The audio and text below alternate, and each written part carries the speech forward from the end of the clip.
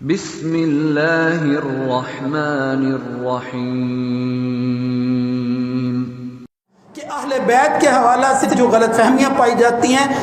وہ اس کے اندر سب سے پہلے اللہ کے رسول کی ازواج اور مومنوں کی ماؤں کو گھرانے سے نکال دیا جاتا ہے، اور یہ کہا جاتا ہے کہ یہ اہل بیت میں شامل نہیں ہے، حالانکہ قرآن جس اہل کی جو ہے وہ تصدیق کرتا ہے، جس اہل کو اللہ کی کتاب بیان کرتی ہے، وہ سارے کا سارے، خواہ وہ محمد الرسول اللہ صلی اللہ علیہ وسلم کا اہل ہو یا کسی دوسرے نبی کا اہل۔ جس طرح حضرت ابراہیم کے پاس جو ہے وہ فرشتے آئے ہیں اور انہوں نے بیٹے کی خوشخبری دی تھی، تو اس وقت اللہ نے جو لفظ استعمال کیا تھا؟ قالوا اتعجبین من امر اللہ رحمت اللہ وبرکاتہ علیکم اہل البیت۔ ابراہیم علیہ السلام کی بیوی سے کہا کہ یہ اللہ کی رحمت اور اس کی برکات ہیں اے گھر والوں، یعنی اے ابراہیم کی بیوی، ان سے کہا اے اہل بیت۔ اسی طرح سورہ احزاب کے اندر یعنی قرآنی آیات جو ہیں وہ پہلے انبیاء کے حوالہ سے ہوں یا نبی کریم صلی اللہ علیہ وسلم کے حوالہ سے ہو، حضور کی ازواج کو جن کی نسبت حضور کے ساتھ جو ہے وہ اہلیت کی ہو جاتی ہے، یعنی اہلیت کا تو مطلب ہی ہوتا ہے تأہل فلان، فلاں بندے نے اپنا اہل بنا لیا۔ کیا مطلب؟ یعنی کسی خاتون سے شادی کر لی، اب وہ اس کے گھر کے فرد بن گئی۔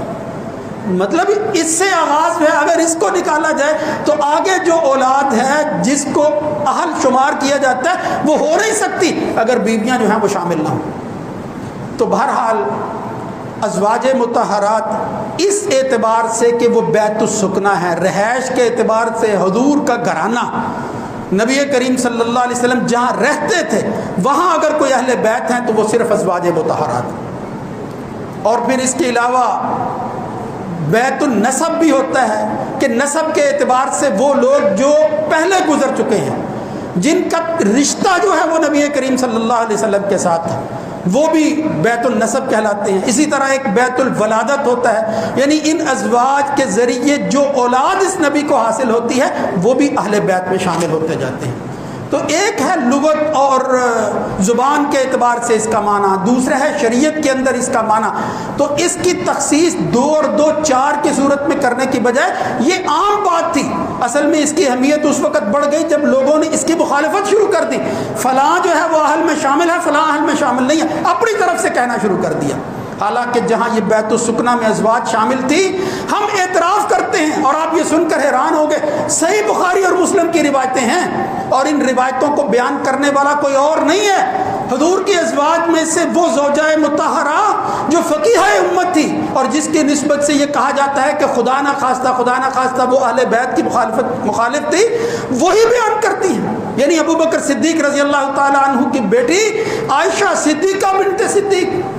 وہ خود کہتی ہیں، جناب عائشہ کہتی ہیں رضی اللہ تعالی عنہ کہ نبی کریم صلی اللہ علیہ وسلم تشریف لائے، میں نے دیکھا وعلیہ مرط مرحل من شعر اسود، اللہ کے رسول صلی اللہ علیہ وسلم نے ایک چادر لی ہوئی تھی کہ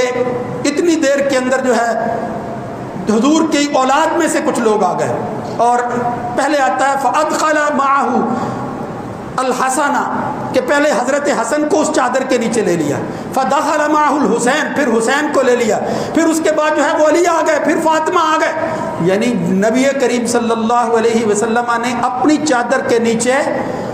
جن افراد خانہ کو شامل کر کے پھر اللہ سے دعا کی کہ یا اللہ جس طرح میرے گھر کی افراد، یہ میری بیویاں جو ہیں یہ میرا اہل ہیں، اسی طرح یہ جو میری اولاد ہے، آگے جو سلسلہ چل رہا ہے، اے اللہ میں دعا کرتا ہوں اللہم ہؤلاء اہل بیتی، یا اللہ ان لوگوں کو بھی میرے اہل بیت میں شامل فرما لے، یا اللہ ان کو حصہ بنا دے، یا اللہ میرا کنبہ جو آگے بڑھے گا وہ انہی کے ذریعے بڑھے گا۔ لہذا یہ لوگ ان کی تخصیص کر کے کہا، یعنی وہاں تو نبی کریم صلی اللہ علیہ وسلم کے ازواج کا ذکر ہو ہی رہا تھا کہ ان کو ایک ایک کر کے بلا کے کہا، لوگوں کے سامنے واضح کیا کہ یہ ہے میرا کنبہ جو میرے بعد بھی جاری رہے گا۔ اور اس کو بیان کرنے والا کون ہے؟ عائشہ صدیقہ رضی اللہ تعالیٰ عنہ۔ اس لیے میں نے یہی عرض کرنا تھا کہ اگر کوئی بغض ہوتا، اگر دل کے اندر کوئی نفاق ہوتا تو عائشہ صدیقہ رضی اللہ تعالیٰ عنہ کم از کم اس بات کو بیان نہ کرتی۔ اس سے تو تخصیص ہو گئی کہ نبی کریم صلی اللہ علیہ وسلم نے یہ اعزاز جن لوگوں کو دیا ان میں یہ حسن، حسین، فاطمہ اور علی رضی اللہ تعالیٰ عنہ شامل۔